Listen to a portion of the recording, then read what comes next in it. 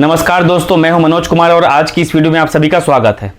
अगर आपके पास किसान क्रेडिट कार्ड यानी केसीसी है या आप केसीसी बनवाने की सोच रहे हैं तो आज की ये जानकारी आपके लिए बहुत ज़्यादा ज़रूरी है, क्योंकि किसान क्रेडिट कार्ड को लेकर आरबीआई की तरफ से कुछ नए नियम जारी किए गए हैं और इसमें कुछ ऐसे बदलाव किए गए हैं जिनका सीधा संबंध किसान के लोन, उसकी लिमिट, कार्ड की अवधि और बैंक से लोन लेने के तरीके से है। लेकिन दोस्तों, सबसे पहले एक बात बिल्कुल साफ समझ लीजिए, नए नियम अभी तुरंत लागू नहीं हुए हैं। आरबीआई के नए केसीसी डायरेक्शन 1 जनवरी 2027 से लागू होंगे, यानी अभी आपका केसीसी जिस नियम के हिसाब से चल रहा है वो चलता रहेगा। अब चलिए एक एक करके समझते हैं कि आखिर बदलाव क्या होने वाला है। सबसे पहला बदलाव, केसीसी की अवधि में बदलाव। देखिए, अभी केसीसी की व्यवस्था में अलग अलग बैंकों और पुराने नियमों के कारण प्रक्रिया थोड़ी अलग दिखाई देती है। नए नियमों में केसीसी की कंपोजिट फैसिलिटी की अवधि 6 साल की करने का प्रावधान है। मतलब किसान को बार बार थोड़े थोड़े समय में वही प्रक्रिया करने की जरूरत कम होगी और केसीसी को लंबे समय के लिए चलाने की व्यवस्था की जाएगी। अब यहाँ एक बात ध्यान दीजिए, 6 साल का मतलब ये नहीं है कि आपको 6 साल के लिए पैसा एक साथ मिल जाएगा। आपको कितनी लिमिट मिलेगी, कितना पैसा निकाल सकते हैं और कब पैसा वापस करना है, ये आपके केसीसी की शर्तों और बैंक के आकलन के हिसाब से रहेगा। दूसरा बदलाव, फसल के हिसाब से लोन की गणना।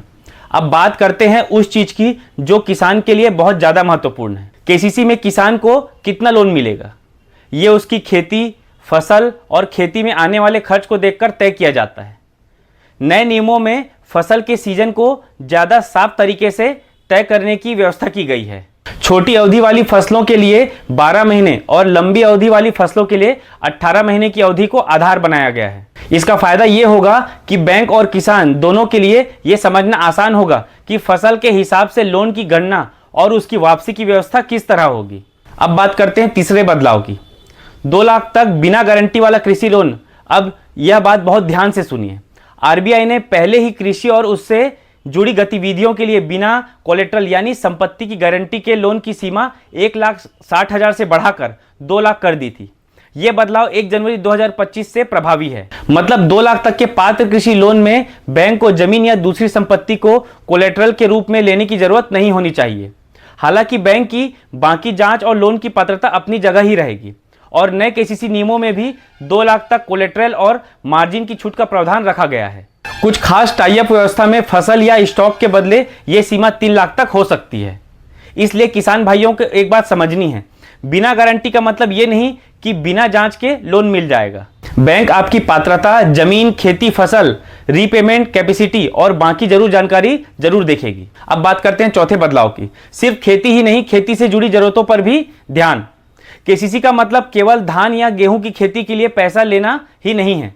इसका इस्तेमाल खेती से जुड़ी अलग अलग जरूरतों के लिए किया जाता है, जैसे बीज, खाद, कीटनाशक, खेती का खर्च और खेती से जुड़ी दूसरी जरूरतें। केसीसी की व्यवस्था में डेयरी, पशुपालन और मछली पालन जैसी एलाइड एक्टिविटीज को भी शामिल किया गया है। इसलिए अगर किसान खेती के साथ पशुपालन या दूसरी कृषि से जुड़ी गतिविधि भी करता है तो उसे केसीसी के तहत उपलब्ध सुविधा के बारे में अपने बैंक से जरूर पूछना चाहिए। अब आगे बढ़ते हैं और बात करते हैं 5वें बदलाव की। खेती में नई तकनीक का खर्च भी ध्यान में रखा जा सकता है। अब खेती पहले जैसी नहीं रही। आज किसान सॉइल टेस्टिंग कराता है, मौसम की जानकारी लेता है, खेती में नई टेक्नोलॉजी का इस्तेमाल करता है, ऑर्गेनिक सर्टिफिकेशन जैसी चीजों पर खर्च करता है। नए केसीसी ढांचे में ऐसी एग्रीटेक यानी खेती से जुड़ी तकनीकी जरूरतों को भी क्रेडिट असेसमेंट में शामिल करने की व्यवस्था की गई है। यानी खेती में जो वास्तविक खर्च हो रहा है उस हिसाब से किसान की क्रेडिट रिक्वायरमेंट को देखने पर जोर दिया गया है। अब बात करते हैं 6वें बदलाव की। बीमा के मामले में किसान की सहमति जरूरी। यह भी काफी महत्वपूर्ण बात है। अगर केसीसी खाते से किसी लाइफ या हेल्थ इंश्योरेंस का प्रीमियम काटा जाना है तो नए नियमों में किसान की स्पष्ट सहमति लेने पर जोर दिया गया है। मतलब किसान को यह पता होना चाहिए कि उसके खाते से पैसा किस चीज के लिए काटा जा रहा है। इसलिए बैंक में कोई भी कागज साइन करने से पहले उसे पढ़ें और समझ नहीं आए तो बैंक कर्मचारी से पूछें कि यह किस चीज का फॉर्म है। अब एक सबसे बड़ा सवाल, क्या केसीसी की लिमिट 5 लाख हो गई है? दोस्तों, यहां बहुत ज्यादा कंफ्यूजन है। सरकार ने 2025-26 के बजट में मॉडिफाइड इंटरेस्ट सबवेंशन स्कीम के तहत केसीसी के माध्यम से लिए जाने वाले ऋण की सीमा 3 लाख से बढ़ाकर 5 लाख करने की घोषणा की थी। लेकिन इसका मतलब यह बिल्कुल नहीं है कि हर किसान को अपने केसीसी में सीधे 5 लाख रुपए मिल जाएंगे। कितनी क्रेडिट लिमिट मिलेगी, ये किसान की खेती, फसल, जरूरत, बैंक के आकलन और लागू योजना नियमों पर निर्भर करेगी। इसलिए अगर कोई आपको कहे कि नया आरबीआई नियम आया है और अब हर किसान को 5 लाख रुपए केसीसी मिलेगा, तो ऐसी बात को बिना जांचे सही मत मानिए। तो आखिर किसानों को क्या इससे फायदा होगा? सीधी भाषा में कहे तो नए केसीसी नियमों का उद्देश्य यह है कि किसान को खेती के वास्तविक खर्च के हिसाब से क्रेडिट मिले, प्रक्रिया ज्यादा साफ हो, केसीसी लंबे समय के लिए व्यवस्थित हो और छोटी रकम के कृषि लोन में कोलेट्रल की परेशानी कम हो। लेकिन दोस्तों एक बात फिर से याद रखिए, नए आरबीआई केसीसी डायरेक्शन 1 जनवरी 2027 से लागू होने वाले हैं।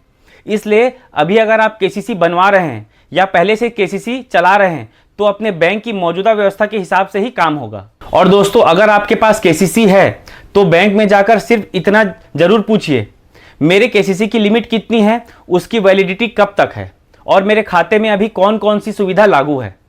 इससे आपको अपने केसीसी की सही जानकारी मिल जाएगी। तो दोस्तों उम्मीद है कि अब आपको समझ आ गया होगा कि आरबीआई ने किसान क्रेडिट कार्ड को लेकर क्या बदलाव किए हैं और इनका किसान पर क्या असर पड़ेगा। अगर आपको ऐसी ही किसान योजना, केसीसी, पीएम किसान, एग्रीस्टेक और छत्तीसगढ़ से जुड़ी सही और आसान जानकारी चाहिए तो वीडियो को लाइक कर दीजिए और चैनल को सब्सक्राइब जरूर कर लीजिए। तो मिलते हैं अगले काम की वीडियो के साथ। धन्यवाद।